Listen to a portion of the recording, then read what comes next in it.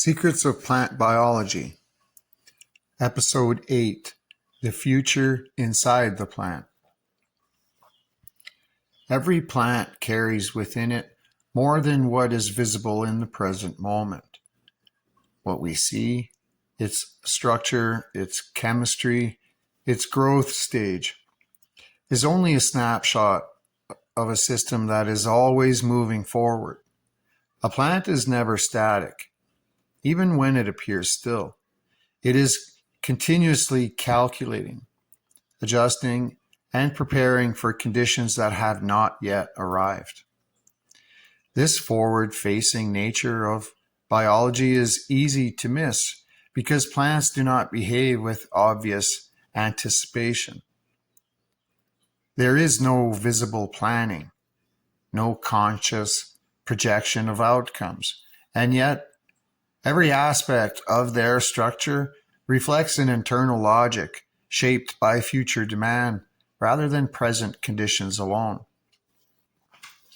A plant does not simply respond to what is happening now. It responds to what is likely to happen next based on environmental patterns it has already experienced.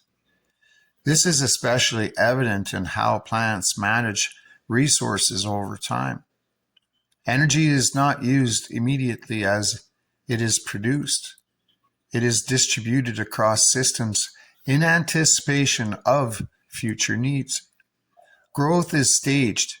Structural development is timed. Reproductive phases are prepared long before they become visible. Even the simplest changes in the environment can influence long-term developmental pathways. Light patterns, water availability, temperature cycles, and physical space all contribute to how the plant allocates its internal resources across time. The plant is constantly balancing immediate survival with future potentials. In cannabis, this becomes particularly visible during the transition between growth phases. The plant does not abruptly change state. It gradually reorients itself over time, shifting internal priorities before external changes fully appear. By the time flowering structures are visible, the underlying biological shift has already been underway for quite some time. This reveals an important principle. Development is always ahead of appearance. What we observe externally is always the result of internal processes that began earlier. The visible plant is not the starting point of its current state. It is the outcome of previous decisions made at a biochemical level.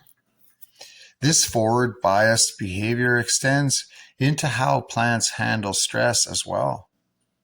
When environmental conditions begin to shift, plants often respond before damage becomes visible. Internal signaling systems detect changes in light, moisture, temperature, and mechanical pressure, initiating adjustments long before external symptoms appear. In this sense, plants are not reacting only to the present environment.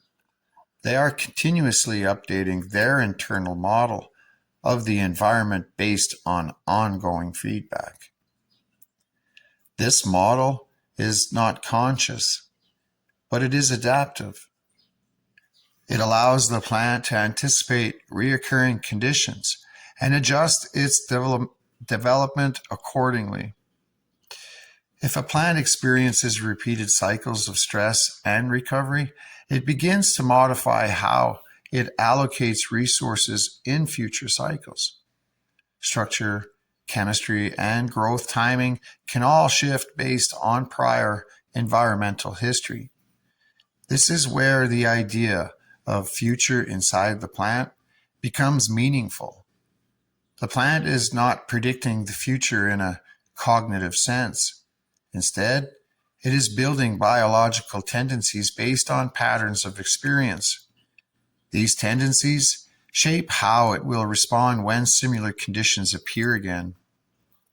Even genetic expression is influenced by this dynamic system, not in the sense that DNA changes in real time, but in how different genes are activated or suppressed depending on environmental context. The same genetic code can produce different outcomes depending on how it is interpreted through environmental interaction.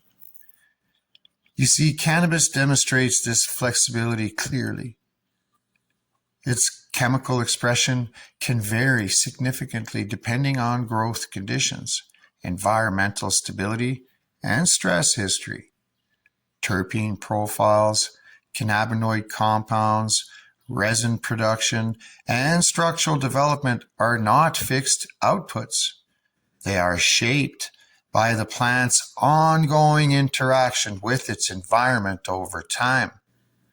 This means that the plant is always partially defined by what it has experienced and partially oriented towards what it is likely to experience next. In controlled cultivation environments, this becomes even more pronounced. When conditions are stable, plants tend to develop more predictable structures and metabolic profiles.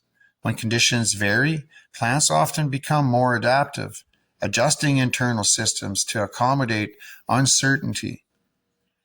Neither state is inherently better. They represent different ways of organizing biological potential. What matters is not just the current environment, but the consistency of that environment over time. Stability allows for refinement. Variability encourages flexibility. The plant integrates both into its developmental strategy. As flowering progresses, this forward-oriented behavior becomes even more refined. Energy is no longer just distributed for growth, but for completion.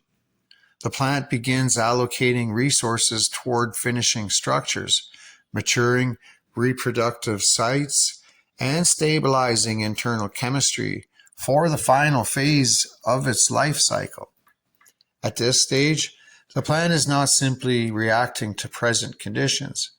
It is consolidating all previous environmental experiences into a final expression of form and chemistry.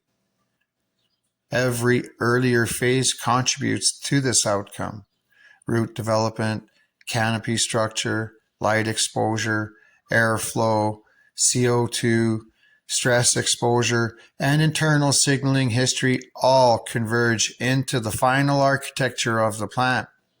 What emerges is not just the result of growth, but the result of accumulated adaptation. And this is where the idea of future inside the plant becomes most clear. The plant is not moving forward towards an unknown endpoint.